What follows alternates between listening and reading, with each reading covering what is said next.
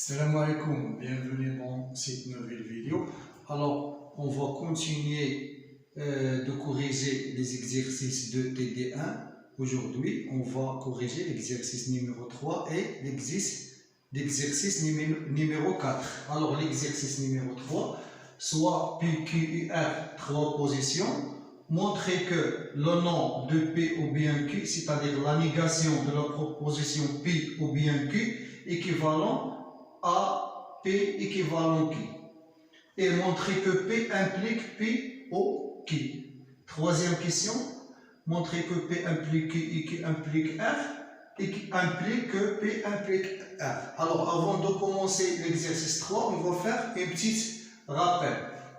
Alors, notez bien que la position P implique Q, elle est vraie toujours, sauf que si P est vrai et Q est fausse. D'accord? Alors, cette proposition P implique Q est toujours vraie, sauf si P est vrai et Q est fausse. Par contre, P ou bien Q, elle est vraie si P et Q ont une valeur de vérité différente. Si la valeur de vérité de P est différente de Q, alors P ou bien Q est vrai. P ou bien Q, c'est-à-dire que on peut trouver P ou bien Q. On ne peut pas le trouver en même temps. Alors si on le trouve en même temps, alors c'est une proposition fausse. D'accord? Et P, ici, P équivalent Q, il est vrai, c'est F. C'est la même valeur de vérité. Alors, si P et Q ont la même valeur de vérité, alors P implique Q est vrai. Si le cas contraire, elles ont une valeur de vérité différente, alors elles sont fausses. Alors, si vous remarquez, si on fait ici la négation de la proposition P ou bien Q. Alors, ici fausse, elle sera vraie. Ici, c'est la négation, le nom de cette propriété. D'accord? Alors, fausse implique vrai, vrai implique fausse, fausse implique vrai, vrai implique fausse. Alors, il est vrai si P et Q ont même valeur de vérité. C'est la même chose que F, que P équivalent à Q. Alors, si P et Q ont même valeur de vérité, alors elles sont vraies. C'est la même chose. Alors, c'est la réponse de la question numéro 1. La question numéro 1 montrer que le nom, la négation de la proposition P ou bien Q est équivalent à P et équivalent Q. D'accord? Alors, ces tableaux et celle-là, c'est la réponse de la première question. On remarque bien que la négation de la proposition P ou bien Q est équivalent à P équivalent Q. Pourquoi? Parce que la négation de cette proposition et P équivalent à Q ont la même valeur de vérité. D'accord? Alors, on a dit toujours que P équivalent à Q, ils sont vrais quand P et Q ont la même valeur de vérité. On a trouvé que la négation de cette proposition a les mêmes valeurs que P équivalent à Q, alors la négation est équivalente à cette proposition. D'accord? Maintenant, on va faire la deuxième question. Pour la deuxième question,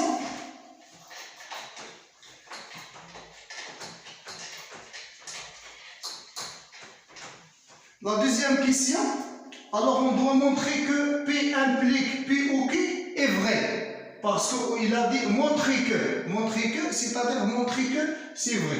D'accord? Alors, P implique P ou Q est équivalent à dire, on a dit que P implique Q est toujours équivalent à nom de P ou Q. D'accord? On a montré que P impliqué est équivalent à nom de P ou Q. Alors ça, c'est équivalent à nom de P ou Q. On va utiliser l'associativité de OU, alors on va trouver que le nom de P ou P ou Q. Alors, cette propriété est vraie si P est est vrai ou bien les deux en même temps. Alors on a ici le nom de P. Oh, P est toujours vrai. D'accord? Si P est vrai, alors cette propriété est vraie. Si P est fausse, alors nom de P est vrai, alors cette propriété est toujours vraie.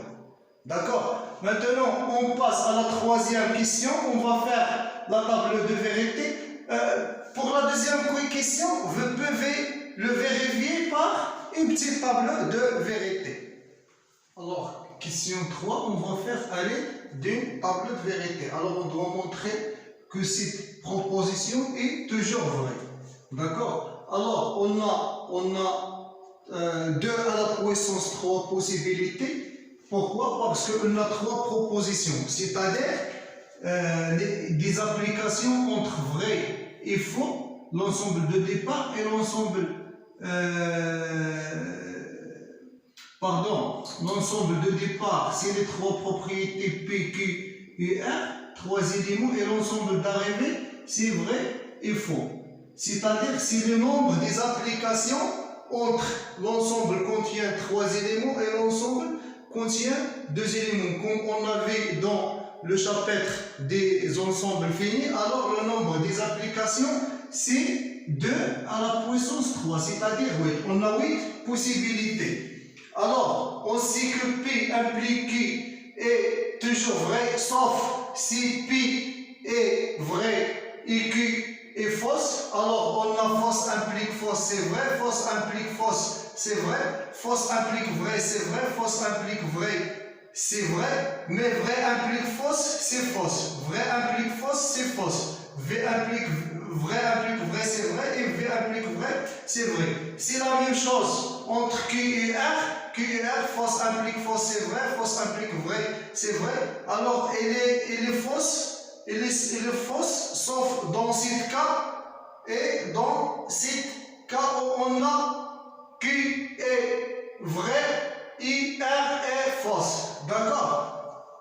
Alors, ici, on a P implique Q et qui implique R. Alors, cette proposition est vraie si P implique Q est vrai et Q implique R est vrai. Alors, vrai et vrai, c'est vrai, vrai et vrai, c'est vrai, vrai, fausse, c'est fausse, vrai, c'est vrai, fausse, vrai, c'est fausse, fausse, vrai, c'est fausse, vrai, fausse, c'est fausse, vrai, c'est vrai.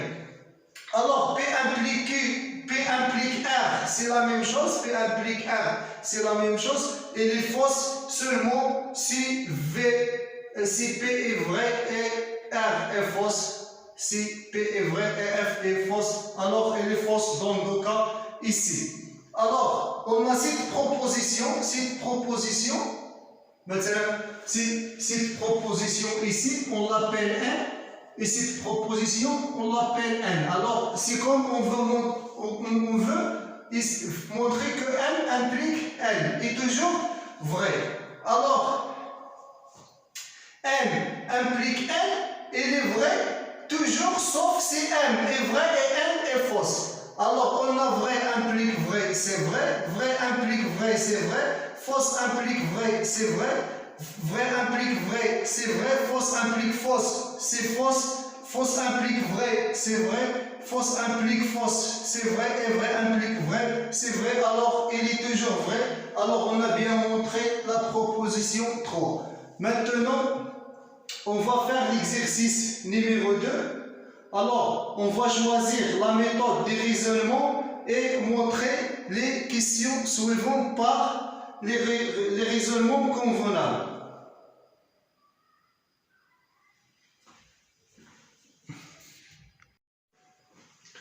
Alors, première question, on doit montrer que quel que soit AB de nombre rationnel, A différent B implique que A plus racine de 2 sur A différent de B plus racine de 2 sur B. Alors, je vais utiliser 2 méthodes. Une démonstration par l'absurde et une démonstration par contraposé. Alors, pour le raisonnement de l'absurde, alors, on l'utilise quand on veut montrer qu'une application P et implique une proposition P implique une proposition Q. Alors, je garde P comme une donnée. D'accord? Je garde P toujours comme donnée et je considère je suppose le nom de qui? Alors, je fais on suppose nom de qui? Et je dois trouver une contradiction. D'accord? Alors, soit AB appartenant à qui étoile. Supposons le nom de qui? On a A plus racine de 2 sur A est différent de B plus racine de 2 sur B. Alors, le nom de qui? Si A plus racine de 2 sur A est égal. Différent, le nom c'est égal. Alors, je fais si A moins B égale à racine de 2 sur B moins racine de 2 sur A. Ici, c'est équivalent à A moins B. Alors, racine de égale racine de 2A moins racine de 2B sur AB. Alors, je factorise ici par A moins B, c'est A moins B facteur 1 moins racine de 2 sur AB égale à 0. Alors, ici, on a A différent B. Si ce sont des données de la proposition B. Alors, or, ou bien puisque A différent de B, le produit de deux nombres égale à 0, c'est-à-dire que A moins B égale à 0, ou 1 moins racine de 2 sur AB égale à 0. Alors, or A différent de B, alors on aura forcément que 1 moins racine de 2 sur AB égale à 0. D'accord? C'est-à-dire que AB égale à racine de 2 appartient à Q. Ici, 1 moins racine de 2 sur AB égale à 0. C'est-à-dire que racine de 2, c'est-à-dire ici que racine de 2 sur AB égale à 1, c'est-à-dire racine de 2 égale à AB. Puisque A appartient à Q et B appartient à Q, c'est-à-dire que AB appartient à Q. Et puisque AB égale à racine de 2, c'est-à-dire que racine de 2 appartient à Q. Mais racine de 2 n'est pas un nombre rationnel, il n'appartient pas à Q, donc c'est absurde. Donc on a bien montré l'application P impliquée par l'absurde. Deuxième méthode, si on veut montrer une application P implique Q, alors on sait bien que cette implication est équivalente à nom de Q implique nom de P. Alors, je suppose le nom de Q et je dois montrer le nom de P. D'accord? Alors, montrons que A plus racine de 2 sur A égale à B plus racine de 2 sur B, c'est le nom de Q et qui implique que A égale à B. Alors, supposons A plus racine de 2 sur A égale à B plus racine de 2 sur B, c'est équivalent. C'est la même chose que ça, que A moins B facteur 1 moins racine de 2 sur AB égale à 0. Équivalent que A égale à B, le produit de deux nombres, que A égale à B, ou bien 1 moins racine de 2 sur AB égale à 0. D'accord? Or, équivalent que A égale à B, AB égale à 2. Or, AB appartient à Q, alors A différent B, AB différent racine de 2, parce que AB appartient à Q, et racine de 2 n'appartient pas à Q, c'est toujours AB différent de racine de 2, donc forcément on trouve que A égale à B. D'accord? Deuxième question. Alors, deuxième question, soit A appartient à R, on doit montrer que, quel que soit epsilon supérieur strictement à 0, la valeur absolue de A inférieure à epsilon implique que A égale à 0.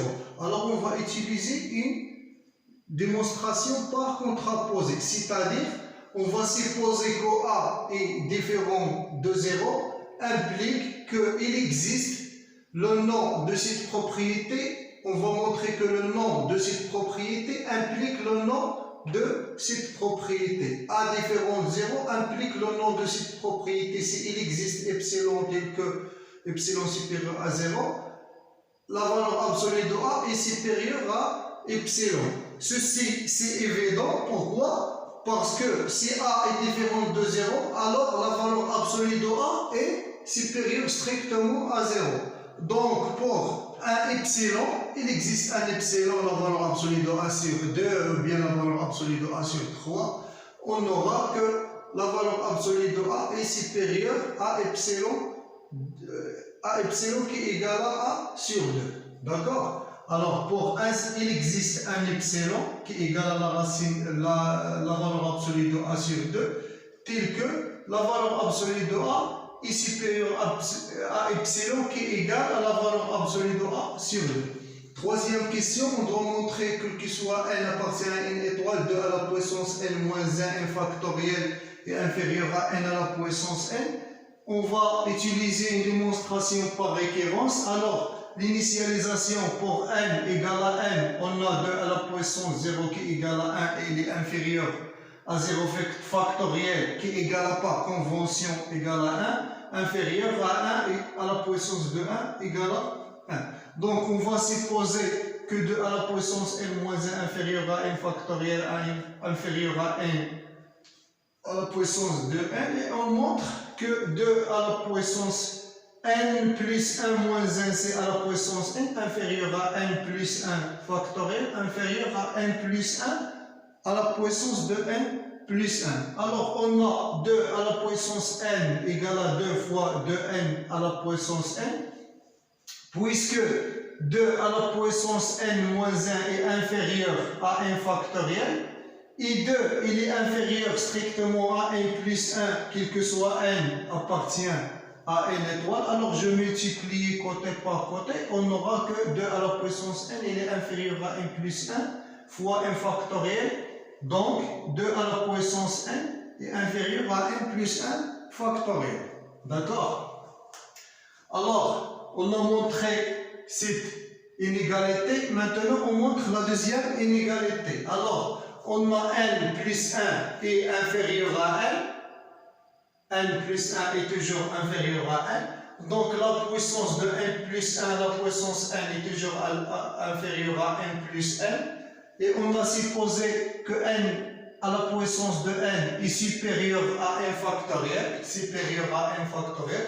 Alors, je multipliais les deux côtés par n plus 1, n plus 1. Donc, n plus 1 fois n plus 1 à la puissance de n est supérieur à n plus 1 fois n factoriel. Donc, n plus 1 à la puissance n plus 1 est inférieur de n plus 1 factoriel. Donc, d'après A et B, on a bien montré que 2 à la puissance n est inférieur à n plus 1 factoriel, inférieur à n plus 1 à la puissance de n plus 1. Alors, conclusion, on a bien montré par récurrence que quel que soit n appartient à n, 2 à la puissance n moins 1 inférieur à n factoriel, inférieur à n à la puissance n.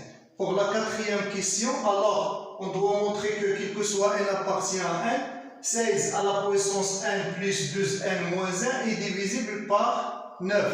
D'accord? C'est-à-dire qu'il existe un certain cas appartient à z tel que 16 à la puissance n plus 2n moins 1 égale à 9k. D'accord? Alors, on va utiliser toujours une démonstration par là-dessus. Pour n égale à 0, on a 16 à la puissance 0 plus 12 fois 0 moins 1 égale à 1 moins 1 égale à 0. Donc, 9 est divisible par 0. Donc 9 divise 0, c'est-à-dire 0 divisible par 9. Pourquoi? Parce que 0 égale à 0 fois 9. Il existe k tel que k fois 9 égale à 0. Maintenant, on va supposer que 9 il divise 16 à la puissance n plus 2n moins 1 et on montre que 9 il divise 16 à la puissance n plus 1 plus 12 n plus 1 moins 1. D'accord? On a 16n plus 1 plus 12 n plus 1 moins 1 égale à ici 16 fois 16n plus 12n plus 12 moins 1. D'accord? Alors 16n égale à 16n plus 15, c'est plus 15 fois 16n, c'est 16n. D'accord? 16 à la puissance de n plus 15 fois 16 à la puissance de n, c'est 16 fois 16 à la puissance de n. 2n, 2n, plus 12, moins 1, moins 1.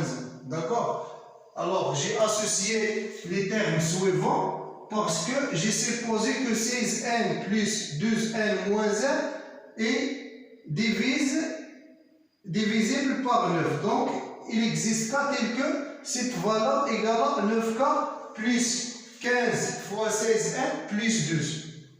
Alors, maintenant, je dois montrer que 15 fois 16 à la puissance 1 plus 12 est divisible aussi par 9. Alors, je vais utiliser une autre démonstration par référence de cette formule. Alors, je dois montrer que 15 fois 16 n à la puissance fois 16 à la puissance 1 plus 12 est divisible par 9. On montre que 15 fois 16 à la puissance 15 fois 16 à la puissance 1 plus 12 est divisible par 9. Alors, on utilise aussi la démonstration par référence pour la deuxième fois. Pour n égale à 0, on a 15 fois 16 à la puissance de 0 plus 12 égale à 15 plus 12 égale à 27 et divisible par 9. Supposons que 9 est divisible par, que 9 divise 15 fois 16 à la puissance n plus 2 et montrons que 9 divise 15 fois 16 à la puissance n plus 1 plus 2. Alors, on a 15 fois 16 à la puissance n plus 1 plus 12 égale 15 fois 16 fois 16 à la puissance n plus 2. Alors, 16 égale à 1 plus 5. Si 15 fois 1 plus 5 fois 16 à la puissance 1 plus 2. Donc, si 15 fois 1 fois 16 à la puissance 1, c'est 15 fois à la puissance 1, plus 15 fois 15 fois 16 à la puissance 1 plus 12. Alors, 15 fois 16 à la puissance 1 plus 12, on a supposé qu'il est divisible par 9. Donc, il existe k' tel que cette valeur égale à 9 k', plus 15 ici fois 15 fois 15, c'est 3 fois 5 fois 3 fois 5, c'est 3 fois 3. Alors, égale 9 k' plus 9 fois 25 fois 16n. Alors, je factorise par 9, c'est 9 facteur k' plus 25 fois 16 à la puissance n. C'est-à-dire 9 fois un certain k second. D'accord? Alors, d'où 15 fois 16 à la puissance n plus 2 et divise, on a bien montré que 15 fois 16 à la puissance n plus 2 est divisible par 9. Alors, j'ai nommé cette relation par E. Alors, E implique que 16 à la puissance n plus 1 plus 2, 1 plus 1 moins 1 égale à 9k. 9 égale à 9k. Et j'ai remplacé 15 fois 16 n plus 12 par 9k secondes parce qu'on a bien montré qu'il est divisible par 9. Alors, je factorise par 9, je trouve que cet nombre aussi est divisible par 9. Alors, pour 1, 0, j'ai trouvé que c'est divisible par 9. Et ici, j'ai supposé que 9 divise 16 à la puissance 1 plus 2, 1 moins 1. Alors, j'ai trouvé que 9 est divisible et divise 16 à la puissance 1 plus 1 plus 2, 1 facteur 1 plus 1 moins 1. Donc, conclusion, cette quantité est divisible par 9, quel que soit n appartient à n.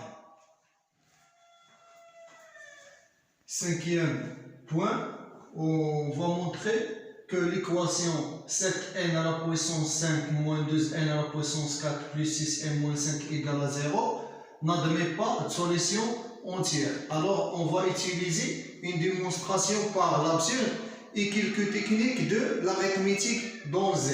Alors, on va supposer qu'il existe P appartient à Z tel que P est une solution de l'équation E. D'accord? Alors, P, ça va vérifier l'équation. Donc, 7P à la puissance 5 moins 2P à la puissance 4 plus 6P moins 5 égale à 0. Alors, on a supposé que P est une solution de l'équation. Alors, j'ai factorisé ici par P. Si P facteur 7P à la puissance 4 moins 12P à la puissance 3 plus 6 égale à 5. Alors, on a trouvé que 5 égale un nombre entier fois P. C'est-à-dire que P divise 5. C'est-à-dire que P est un diviseur de 5. Alors, si P est un diviseur de 5, alors P, obligatoirement, ça va appartenir à l'ensemble de moins 1, 1, moins 5 ou 5. Alors, il doit égal soit moins 1, soit 1, soit moins 5, soit 5. Alors, si on prend P égale à moins 1, et si on remplace dans l'équation, alors moins 1, on trouve que c'est égal à moins 30 différent de 0. Alors, ce n'est pas une solution. Pour 1 aussi, si on remplace dans l'équation par 1, on calcule, on trouve que égal à moins 4, alors différent de 0, alors ce n'est pas une solution. Et c'est le même cas pas pour 5 et moins 5, si on remplace par 5 et moins 5 et on calcule, on trouve que toutes les nombres moins 1, 1, moins 5, 5 sont différents de 0 et ils ne sont pas des solutions. Ce qui est donc une absurde. D'accord? Alors, donc absurde, l'équation E n'admet pas de solution entière. La sixième point, on doit calculer que, quel que soit n appartient à n, si on suppose que Pn égale à n plus 1, n plus 2, fois jusqu'à 2n moins 1 fois 2n, et que n 1 fois 3 fois 5 fois 7 fois 9, etc., le produit des nombres impairs jusqu'à 2n moins 3, 2n moins 1, alors on doit montrer que Pn égale à 2n fois Qn. Alors, on va utiliser une démonstration par référence. Alors, pour l'initialisation, si n égale à 1, alors Pn, ça va terminer 2 fois 1, 2 fois 1, c'est 2. Alors, premier terme, 1 plus 1, c'est 2. Alors, je dois terminer P1 égale à 1 plus 1, c'est 2. Et pour Q1, ici Q1, pour Q1, alors si je remplace n par 1, je dois terminer dans 1. Alors, c'est-à-dire 1 égale à 1. Et alors, on trouve que P1 égale à 2 à la puissance 1 fois Q1. C'est correct. Parce que P1 égale à 2 et Q1 égale à 1. C'est-à-dire que 2 égale à 2 à la puissance 1 fois 1. D'accord? Alors maintenant, pour l'hérédité, on suppose que Pn égale à 2n à la puissance n Qn et en montrant que Pn plus 1 égale à 2n plus 1 fois Qn plus 1. D'abord, on a Qn plus 1 égale à 1 fois 3 fois 5 fois 2n plus 1 moins 3. Alors, je dois remplacer n par n plus 1. 2n plus 1 moins 3 fois 2n plus 1 moins 1. Alors, j'obtiens 1 fois 3 fois 5 fois 2n moins 1 fois 2n plus 1. D'accord? Alors, ça, 1 fois 3 fois 5 fois 5 jusqu'à 2n moins 1, c'est Qn fois 2n plus 1. Alors, on a trouvé que Qn plus 1 égale à 2n plus 1 fois Qn. D'autre part, Pn plus 1, alors je dois remplacer toutes les n par n plus 1. C'est n plus 1 plus 1, c'est n plus 1 plus 1, n plus 1 plus 2, jusqu'à 2n plus 1 moins 1, 2n plus 1 moins 2, 2n plus 1 moins 1 fois 2n plus 1. D'accord? Alors j'ai ajouté une autre terme.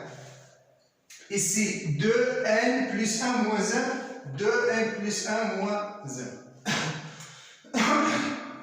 Alors, on trouve que c'est n plus 2, n plus 3 fois. Ici, 2n plus 2 moins 2, c'est 2n fois 2n plus 1 fois 2n plus 1. Alors, si on voit cette quantité, alors, entre ça et ça, c'est Pn sur n plus 1. Alors, si je multiplie cette quantité par n plus 1 et les diviser par n plus 1, j'obtiens Pn sur n plus 1 fois 2n plus 1 fois 2 facteur n plus 1. Alors, je simplifie par n plus 1, je trouve que Pn plus 1 égale à 2 facteur 2n plus 1. D'accord? Alors, je remplace ici Pn, je remplace Pn par 2n Qn, 2 à la puissance n Qn. Alors, je trouve que Pn que Pn plus 1 égale à 2 facteur 2n plus 1, je remplace Pn par 2 à la puissance n fois Qn. Alors 2 fois 2 à la puissance n, c'est 2n plus 1 fois 2 à la 2n plus 1 Qn. D'accord? Et 2n plus 1 fois Qn, 2n plus 1 fois Qn, c'est Qn plus 1. Donc finalement, on trouve que Pn plus 1 égale à 2 à la puissance n plus 1 qui n plus 1. Conclusion, on a bien montré que qui que soit n appartient à n étoile, Pn égale à 2n, 2 à la puissance n Qn. Alors pour la 7e question et la dernière question, on doit montrer que quel que soit n appartient à n étoile, le racine de n carré plus 1 n'appartient pas à n. Alors on va utiliser une démonstration par l'absurde, c'est-à-dire on suppose la négation de cette propriété et on cherche une contradiction. Alors supposons ici quelle que soit la négation, supposons qu'il existe n appartient à n, tel que racine de n au carré plus 1 et s'il appartient alors appartient à n, la négation. Alors on va supposer qu'il existe un n tel que racine de n au carré plus 1 appartient à n. Racine de n au carré plus 1 appartient à n implique qu'il existe un élément de n tel que racine de n au carré plus 1 égale à k. D'accord? C'est-à-dire que racine de n au carré plus 1 est un entier naturel. Donc, je fais le carré des deux côtés. Alors, n au carré plus 1 égale à k au carré. Donc, k au carré moins n au carré égale à 1. Je factorise ici, c'est k moins n facteur k plus n égale à 1. Alors, k plus n, c'est un entier naturel. Donc, c'est le même cas, k moins n, c'est un entier naturel. Alors, le produit de deux entiers naturels égale à 1. Forcément, le premier doit égaler à 1 et la deuxième égale à 1. D'accord? Alors, k moins 1 égale à 1 et k plus 1 égale à 1. Le produit de deux entiers naturels égale à 1. Alors, forcément, si on a m fois n égale à 1, et m et n, ce sont des entiers naturels, alors forcément, m égale à 1 et n égale à 1. D'accord? Alors, je fais la somme de ces termes plus ces termes. J'obtiens que k moins n plus k plus n égale à 1 plus 1. C'est-à-dire que 2k égale à 2, c'est-à-dire que k égale à 1. Alors, si k égale à 1, donc n égale à 0, ce qui est absurde car n appartient à n étoile. Il ne peut pas être égal à 0, mais on a trouvé que n égale à 0, donc absurde. Finalement, on a bien montré que quel que soit n appartient à n étoile, racine de n au carré plus 1 n'appartient pas à n. C'est terminé pour cette vidéo. Alors, on a fini le TD numéro 1 de l'algèbre 1. Je vous laisse, à très bientôt.